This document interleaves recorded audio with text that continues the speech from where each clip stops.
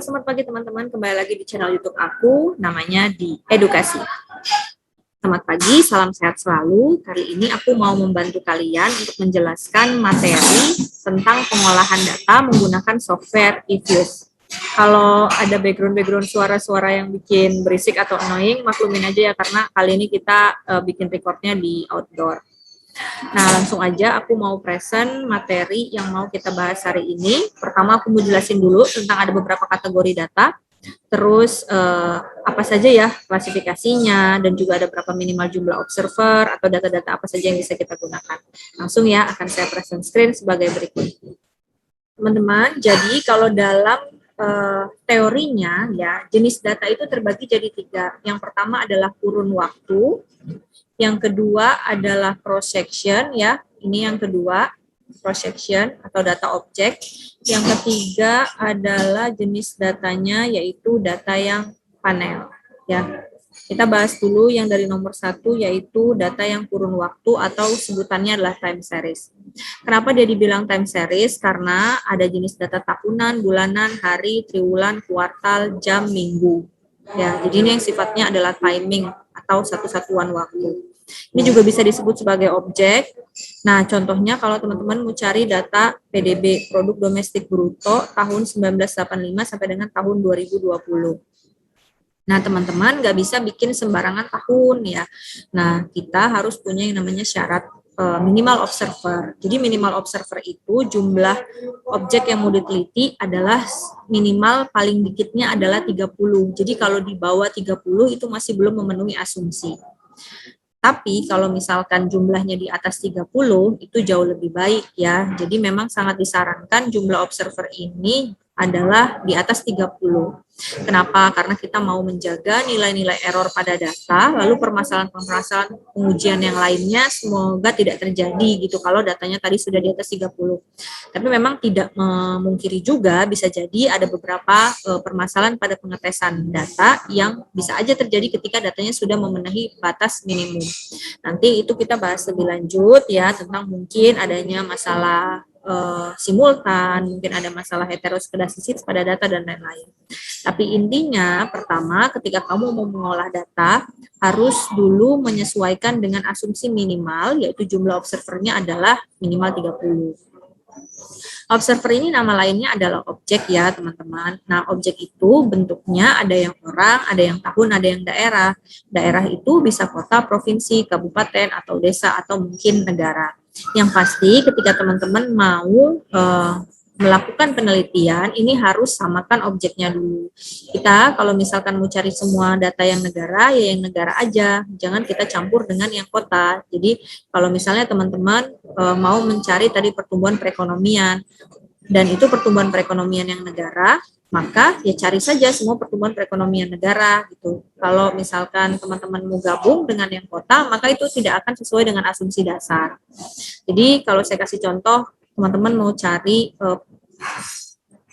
apakah ada pengaruh antara kenaikan jumlah inflasi dengan pertumbuhan perekonomian. Jadi teman-teman harus pakai, kalau maunya negara, berarti adalah angka inflasi pada negara terhadap pertumbuhan perekonomian yang ada di negara. Nah, minimalnya tadi ada berapa? 30 negara. Jadi jangan teman-teman campurin, oh objek yang pertama adalah negara Indonesia, terus objek yang kedua kota Bogor, objek ketiga misalnya negara Cina, objek keempat nanti daerah Semarang gitu kan, itu nggak sesuai ya sama asumsi data yang harus kita punya. Jadi dia harus sama gitu untuk penentuan objeknya. Nah, kemudian teman-teman, jenis data yang kedua adalah data observer atau data objek ya. Di sini saya buat contoh, misal kita mau meneliti IPK teman-teman ada berapa orang gitu kan ya. Di sini yang benar adalah 39 ya. Mohon maaf ini ada kecoret. Yang benar adalah 39 orang. Nah, kita mau cari nih 39 orang IPK-nya ini apakah selalu terjadi peningkatan atau mungkin sifatnya berfluktuatif, ada yang kecil, ada yang besar. Seseorang itu untuk mendapatkan IPK yang tinggi, kan harapannya kita memiliki IPK yang tinggi ya dalam dunia pendidikan. biasanya apa sih yang menyebabin seseorang itu untuk memiliki IPK yang tinggi? Nah, yang pertama di sini saya buat asumsi yang mempengaruhinya adalah time. Apakah waktu belajar in one day ya, satu hari. Lalu X2 bisa aja kita bikin metode. Apakah dia belajar kalau pagi itu kita kasih keterangan 1 ya. Kalau malam kita kasih keterangan dia angka 2 atau mungkin nanti kalau siang kita kasih angka 3 dan itu sifatnya adalah identitas ya, data primer. Nah, jadi intinya di sini yang mau saya terangkan tentang data cross-section adalah kita mau meneliti tentang objeknya. Objek ini rata-rata orang ya, teman-teman.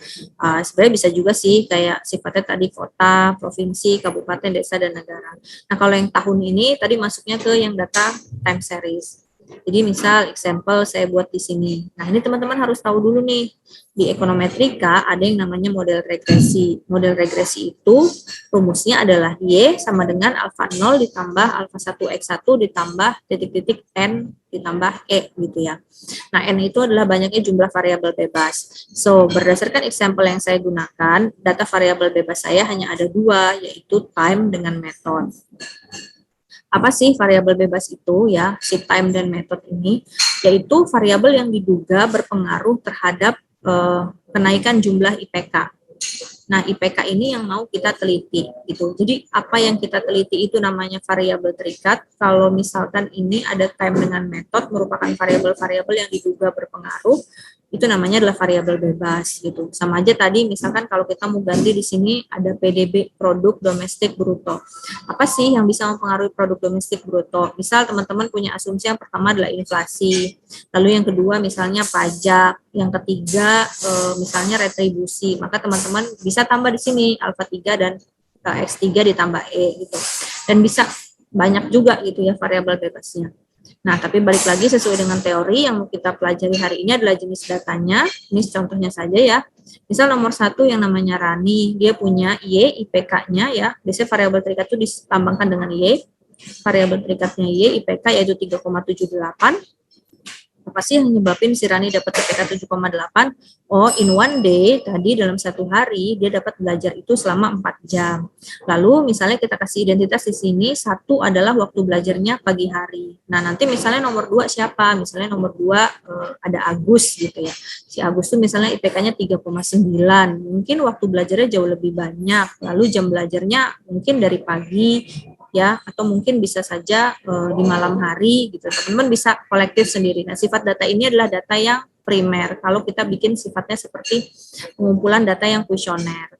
Nah, kalau yang sudah bisa diambil di website, sudah ada orang yang publikasi duluan, itu sifatnya adalah datanya sekunder ya. Lalu pertama kita juga harus mengetahui lagi ya selanjutnya kita mengetahui lagi apa sih linear berganda dengan linear sederhana.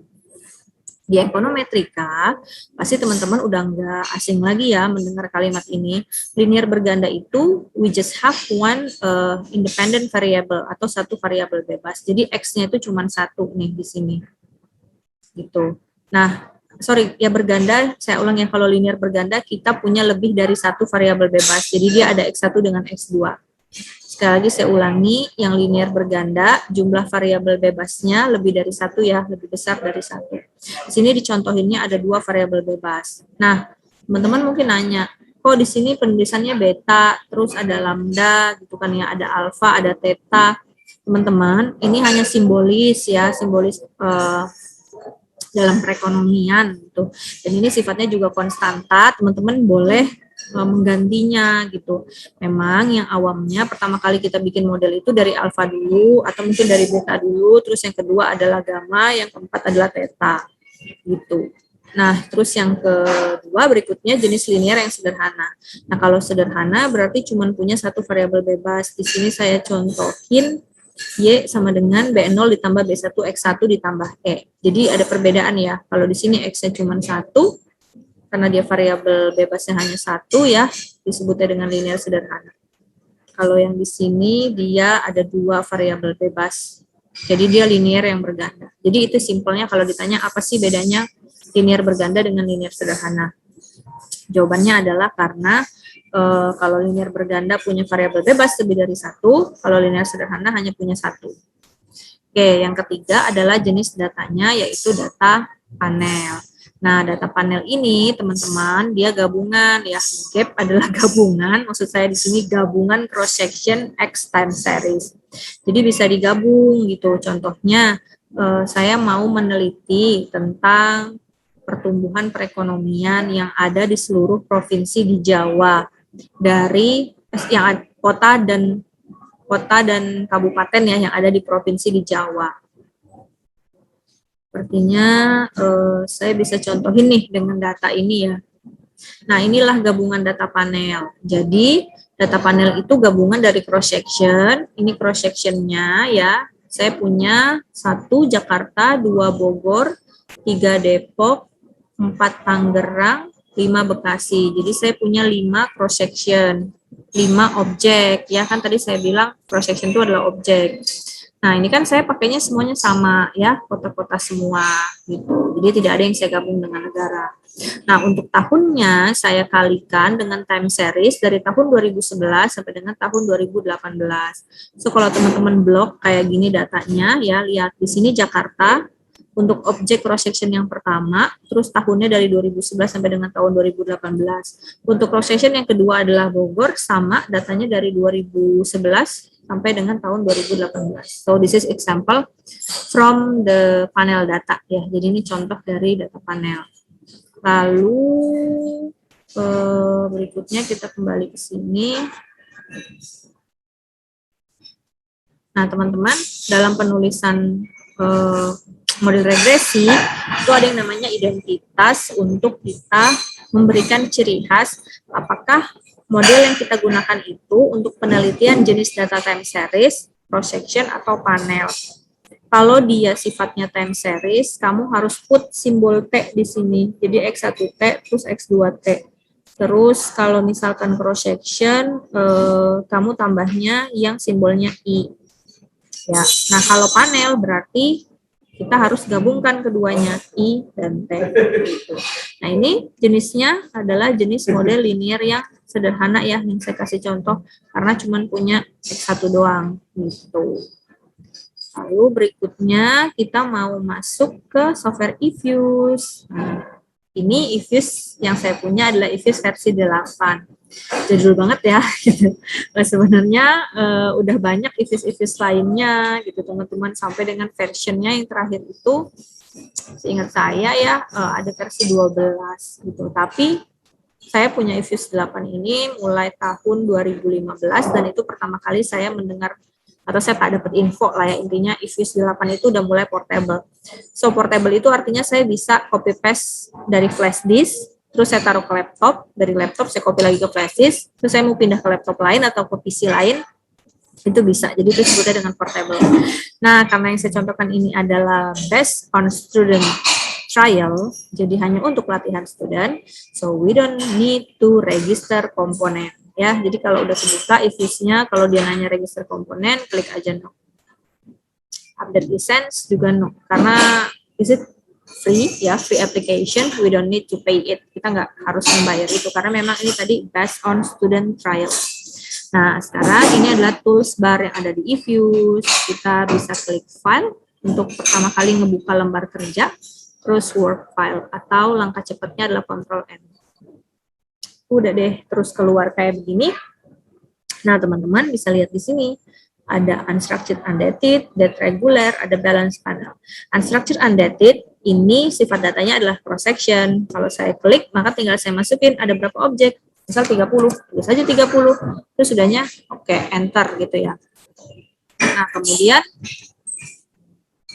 kalau yang kedua adalah date regular frequency. Ini yang sifatnya data time series.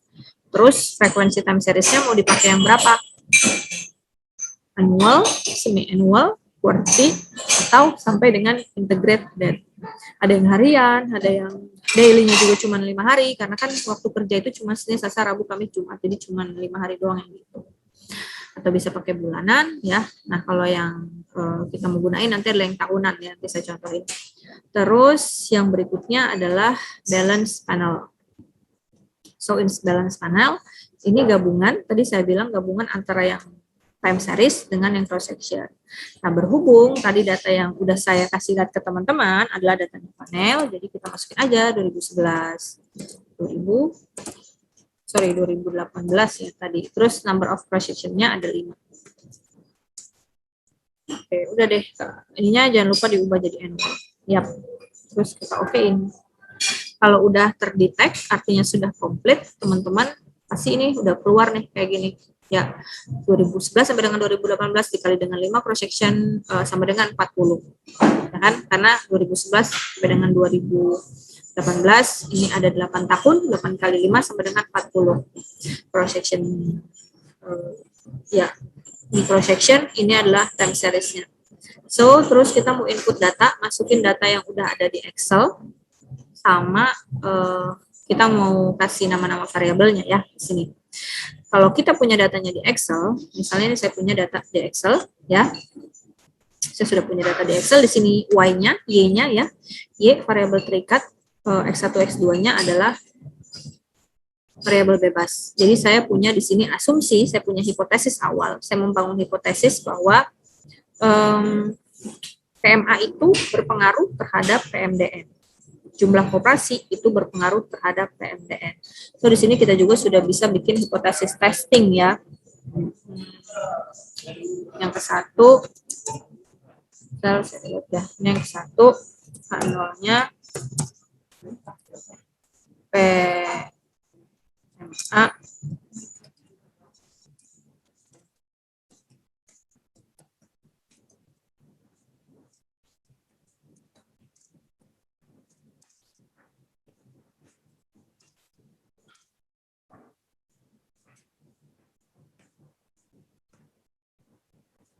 Oke, jadi teman-teman, saya kasih contoh satu saja ya untuk hipotesis. Hipotesis itu dalam statistik maupun ekonometrik, kita selalu coba untuk tolak H0. Ini harapan kita adalah selalu menolak H0. Jadi kalau H0 adalah asumsi yang tidak ingin dicapai, HA adalah asumsi yang ingin dicapai. Gitu. Jadi harapan saya adalah PMA dapat mempengaruhi PMDN. Nah, sekarang saatnya kita untuk masukin data aja dulu ya ke dalam Fuse. Teman-teman, ini datanya udah ada, terus kita copy, yang kita copy adalah nama variabelnya ya, tahunnya nggak usah, jadi hanya dari nama variabelnya aja. Copy seluruh data, terus kita taruh di dalam Fuse. Cara naruhnya adalah klik quick, empathy group. Kalau udah pilih empathy group, kita tarik ini ke atasin, lihat ya kursor ini. Kan tadi dari bawah sini ya. Kalau dari bawah sini kita tarikin ke atas sampai kamu ketemu toolbar kosong ya, kotak-kotak kosong untuk mengcopy paste. Gitu. Jadi tinggal taruh aja di sini. Tadi saya pencet Ctrl V. Atau bisa aja klik kanan paste, Ctrl paste gitu ya. Nah, lihat di sini teman-teman. Kan PMDN, PMA dan seri 01. Kok seri 01 ya? Kan tadi namanya jumlah koperasi. Nah, teman-teman harus tahu dulu kalau misalkan di Fuse ini dia tidak terima menggunakan spasi. Di sini kamu lihat tulisan jumlah koperasi saya, jumlah spasi koperasi. Nah, ini nggak boleh. Saya harus hapus spasinya. Gitu. Terus kita copy paste ya. Kalau udah dihapus spasinya pasti dia mau kok untuk di copy paste. Mau kan? Tuh, taruhnya di atas ini, di copy paste-nya ya. Enter, pasti dia nanya rename, mau di rename atau enggak, mau diganti apa enggak namanya, klik aja yes. Oke, dengan begini kita sudah berhasil memasukkan data ke dalam Fuse ya. Nah, teman-teman, make sure semua datanya complete ya. Nggak ada yang NA, udah berhasil, itu. Terus kalau udah berhasil, kita mau tes hipotesis, benar atau enggak ya hipotesisnya ini. Tadi si PMA berpengaruh terhadap PMDN. Caranya adalah klik prop, make equation. Nah, terus di sini lihat ya ada PMDN, PMA dan jumlah koperasi. Sama kan? Di sini PMA, PMDN jumlah koperasi. But di sini ada C atau C bahasa Indonesianya, kita harus pisahin menjadi pemisah antara variabel bebas dengan variabel independen. Kita variabel terikat dengan variabel bebas. Kan yang mau kita teliti PMDN, variabel terikat. Variabel bebasnya adalah PMA dengan jumlah koperasi. Jadi PMDN spasi C spasi PMA dan jumlah koperasi. Jadi ini yang terikat, yang mau kita teliti, mau kita lihat pengaruhnya. Dan ini sih dua variabel bebas PMA dan jumlah koperasi yang diduga mempengaruhi. Kalau udah ditaruh C di tengah-tengah sini, berarti sudah benar peletakannya, terus kita klik OK. Nah, keluar deh hasilnya. Kalau udah keluar hasil seperti ini, teman-teman bisa copy paste ya. Diklik, semua ditarik ya, di blok dari atas. Tangannya pencet Ctrl C. Lalu dia nanya number copy method formatted atau unformatted. Ya pilihnya yang formatted dong. Sesuai format. We can move to Word ya, Microsoft Word. Terus kita pencet lagi Ctrl V atau paste. Oke deh, udah dapat hasilnya. Nah, kita harus bangun hipotesis dulu. Apakah hipotesis saya tadi ya, A1 saya atau hipotesis 1 saya diterima atau enggak ya? Gitu. Yang pertama, nolnya kan tadi diduga PMA tidak berpengaruh terhadap PMDN. Makanya diduga PMA berpengaruh terhadap PMDN. Oke, gimana cara melihat hipotesis ini? Kita perlu melakukan uji T. Ini ya, kita mau lakuin uji T ya. Gimana sih cara melihat uji T? Ini teman-teman, ada yang namanya T statistik. Ini dia T statistik. Kalau mau tolak H0, syaratnya harus lebih besar daripada T tabel. Gitu. Nah, terus sini ya, untuk membuktikan variabel bebas berpengaruh terhadap variabel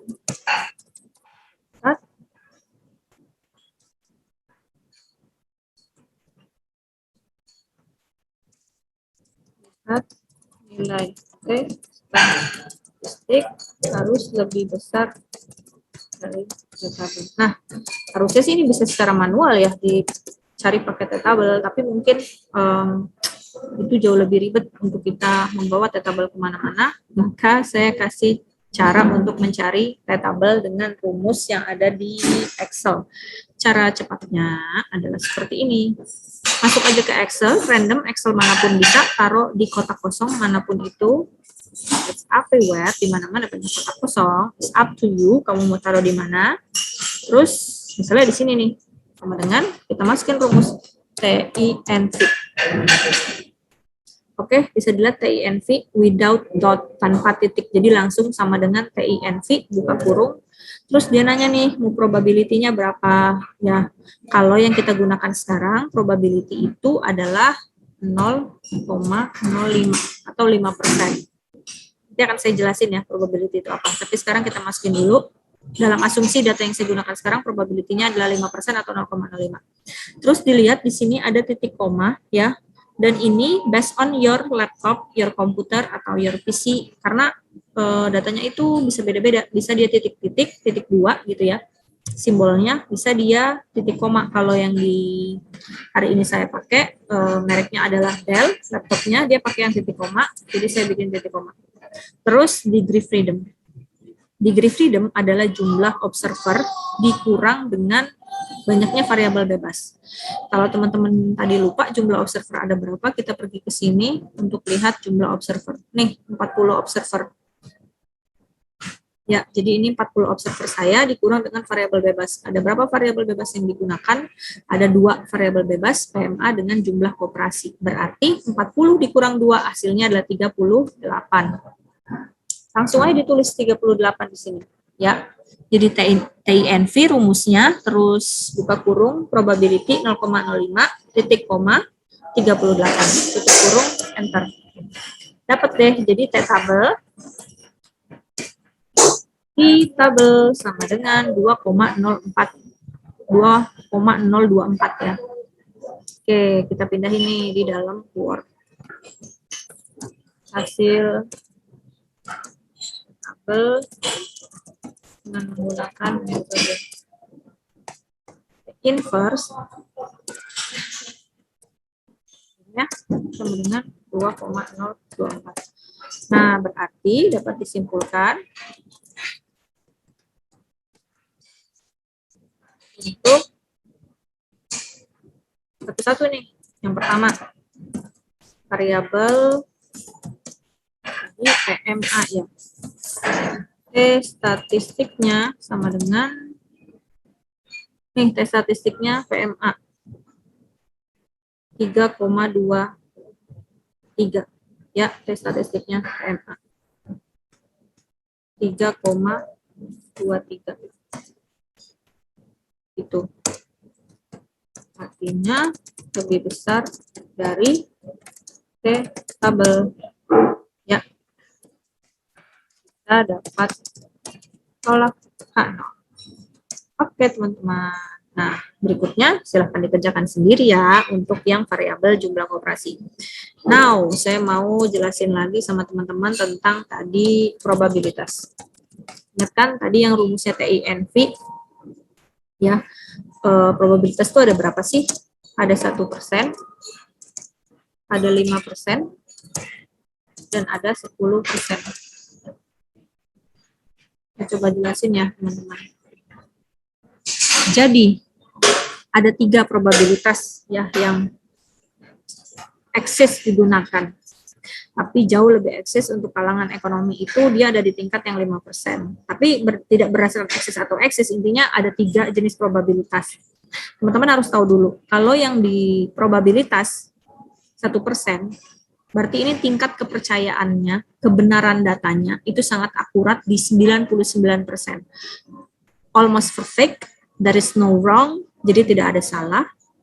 Jadi 99 itu perfectly benar gitu ya. Common use kayak misalkan biasa digunakan untuk penelitian-penelitian yang eksakta kayak ngebuat teknologi, mesin, obat-obatan, itu memang harus digunakan probabilitasnya di angka 1% dengan tingkat keyakinan alfa 99%. Dapat dari mana 99? Ya 100 dikurang 1 itulah tingkat keyakinannya ya. Jadi tadi 99. Lalu yang kedua ada di tingkat yang 5%. 5% berarti saya meyakini bahwa tingkat data saya ini memiliki kesalahan 5% dan memiliki kebenaran data di tingkat 95%. Ya, 100 dikurang 5 adalah 95%. Nah, ini biasanya orang-orang ekonomi yang menyadari bahwa ya tingkat moderat kesalahan lah gitu ada di tengah-tengah. And the last adalah the level dari probabilitasnya ada tingkat 10%. Jadi tingkat kesalahannya ini ada di angka 10%, jadi lebih besar gitu ya. Kalau tadi kan dia berpikir tingkat salahnya di 1, sekarang di 5, dan sekarang ada di 10. Nah kalau 10 itu jadi udah makin, oh iya makin banyak kesalahan ya, mungkin masih ada beberapa kesalahan di data saya. Jadi kemudian tingkat kebenarannya berarti ada di angka 90%. Nah, itu nanti digunakan untuk menganalisis pengaruh signifikansi yang ada di sini, teman-teman, di angka probabilitas. Saya jelasin dulu ya awalannya bahwa kalau misalkan probabilitasnya lebih kecil daripada standar alfa yang digunakan, kayak misalnya hari ini kan kita menggunakan 5% alfa, jadi 0,05. Nah, si PMA, nilai probabilitasnya, PMA ini, dia lebih kecil daripada 0,25, 0,5 ya, 0,05. Lebih kecil dari 5% gitu. Karena dia lebih kecil dari 5%, ya berarti dia terbukti berpengaruh signifikan. Tadi kan dari tes statistik sudah terbukti berpengaruh. Nah, dari probabilitas sudah terbukti dia berpengaruhnya secara signifikan. Begitu juga yang jumlah koperasi. Dia di bawah 0,05 ya, karena dia jumlahnya 0,01 berarti terbukti signifikan. Gitu teman-teman. Oke teman-teman, sekian dulu ya untuk materi pembelajaran hari ini tentang pengenalan software Ifuse, dan ada beberapa materi tentang data ya. Semoga ilmunya bermanfaat. Teman-teman juga bisa semakin tertarik ya untuk mengolah data dan juga semakin paham tentang perbedaan data itu apa saja, model regresi itu apa saja. Terima kasih yang sudah menonton tayangan ini. Jangan lupa like, comment, dan subscribe. Sampai ketemu di video yang selanjutnya. Bye-bye.